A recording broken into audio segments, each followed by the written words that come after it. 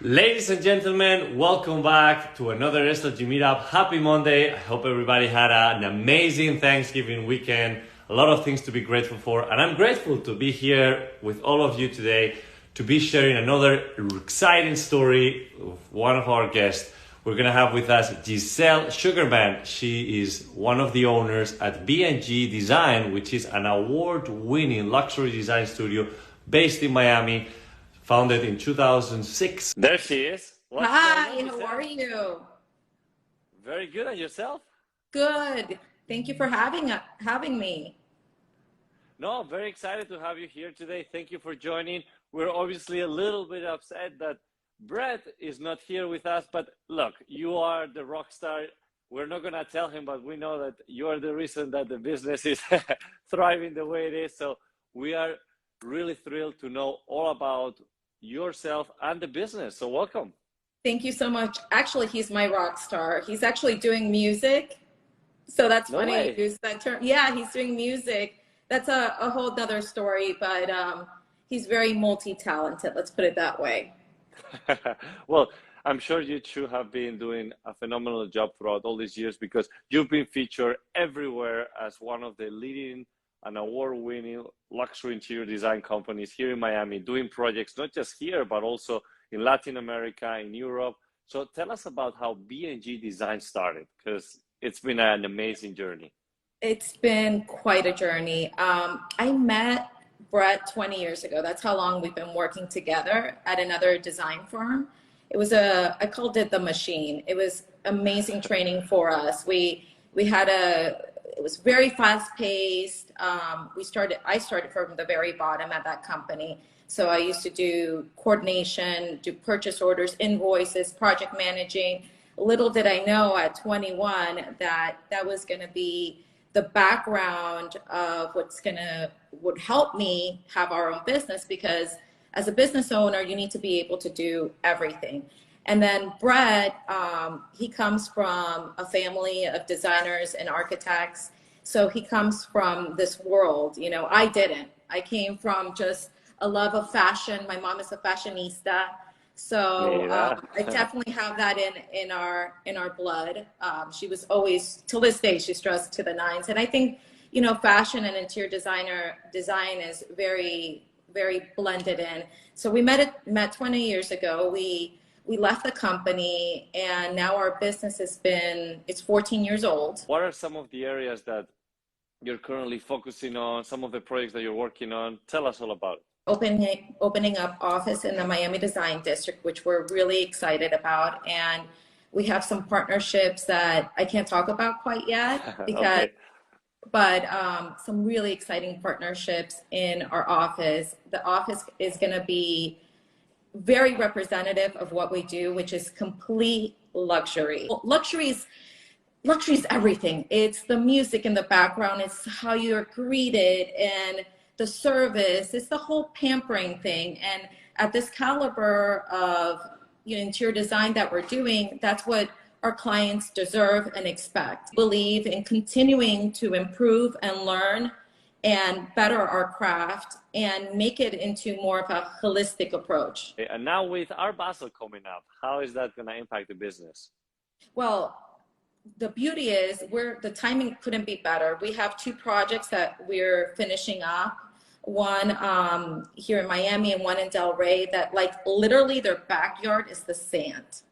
It's a huge, beautiful house. So we're going to be shopping for clients. Hello, our Basel being in our backyard is going to be such a fantastic thing. Oh no, it couldn't be any better. But you know, we've been talking all about all the positive things that have been going on and all the upsides. But I'm sure that as any other business owner, especially in such a competitive industry as the one that you are in, what's been the biggest challenge?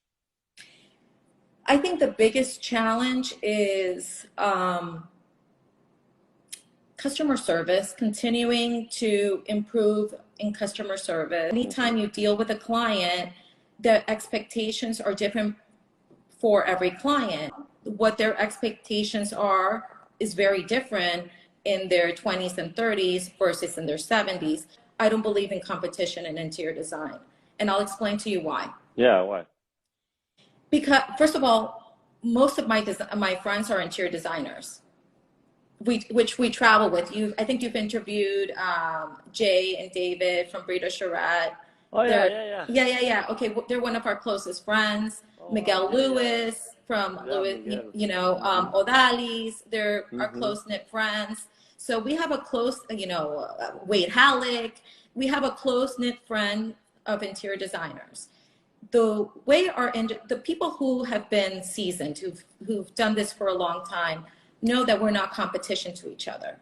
And on the contrary, if you put your ego aside and you use yourself as a resource, meaning, hey, what's that trade? Is that trade good? What's that source? Hey, I'm looking for that lamp, in this price Right. range.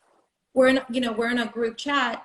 You realize, if you share the luck is reciprocated. At this point of our career, we're looking for clients that are compatible to Brett and the way we do business and the way we design. And we're looking for quality of life. But for us, when we're looking at a project and taking something on, we look at the timing, because Brett and I design every project together.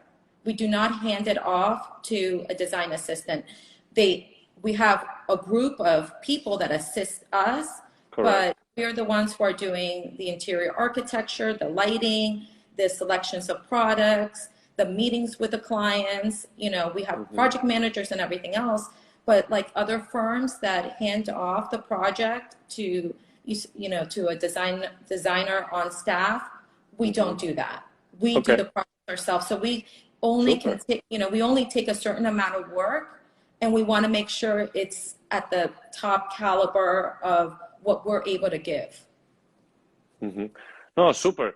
Now, Giselle, let me ask you, because obviously your network is your net worth, and everything that you've been acquiring through referrals is obviously one of the majority of the ways for you to increase your business. But now also with technology and social media and the importance of getting yourself out there, how important has been for you social media? My God, social media. First of all, let me back up a little bit. If I wouldn't be doing interior design, I'd probably be doing fashion and marketing, branding, because I think when I'm going closer to retirement, I'll probably end up helping young, interior designers with it, because I absolutely love it. I am, Marissa, who from AMPM Group, who does our marketing and PR. We work very closely together. And then I have Gabby, who's in Chicago, who's my sister. Oh, wow. I have a 27-year-old sister. So we all work as a team. And I believe that social media and Pinterest and Facebook, and we have such an array of tools to get our message across. And before, we would have to wait for somebody to publish us, whether it was a magazine or be interviewed. Now we have the power to go ahead and put it out there. So I'm a huge advocate of it. It's really whatever you want to make of it. And we're always trying to find creative new ways to use social media, and to use the reels, or I think they took away the videos on Instagram, but all these different tools to really help tell the story of our design work. So one of the things that we're doing right now is we're doing videos with Makai Films, who is fantastic. And I can't wait to release the one that we did for our apartment.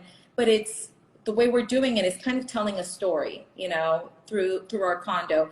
We are in the video to help people understand the scale of the space, because if you don't have people in it, you really can't tell. And a photograph only tells a little bit of the story, but you need the video to kind of tell it, and you need the music and the lighting. Yeah, And it the engages. It that engages vibe. better. Yes, Yeah. 100%. I think that right now, everything that we are facing, and especially with the technology advancing into the metaverse and NFTs and cryptos, like there's so many things happening and so fast that we need to be on top of it. And especially by having a supportive team that understands it and that help bring that brand towards that new technology is key. Otherwise, we'll fall behind, and it's You know, difficult to get out there. I worked with a bunch of different really talented interior designers in that firm that I started off with. And, you know, I've tried to follow their career throughout the years. And remember, I would assist them, you know, back in the day when I was in my 20s.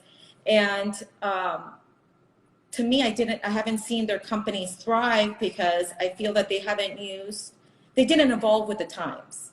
You know, Right.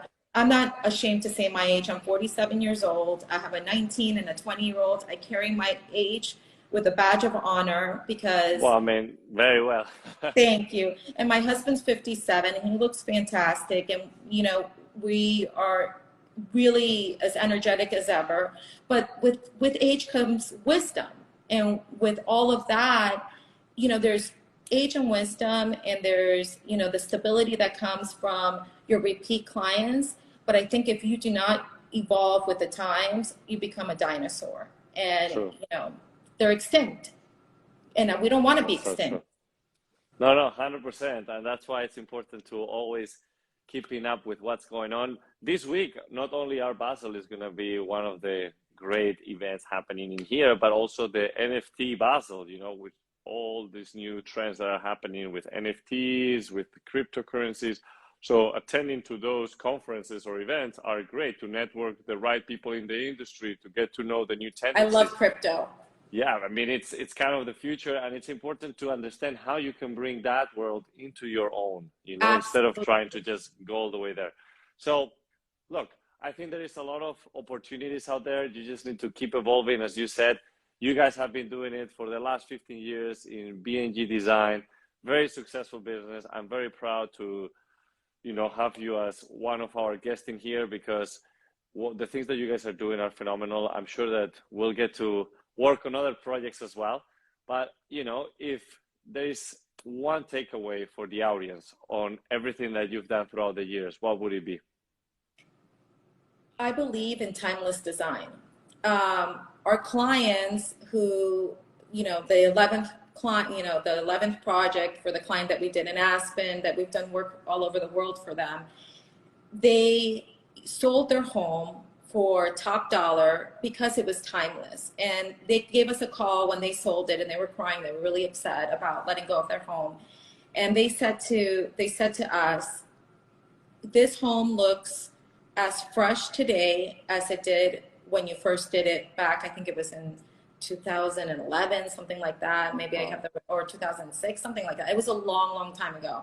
And when I heard that, you know, it was so important. I think you have to be careful with trends.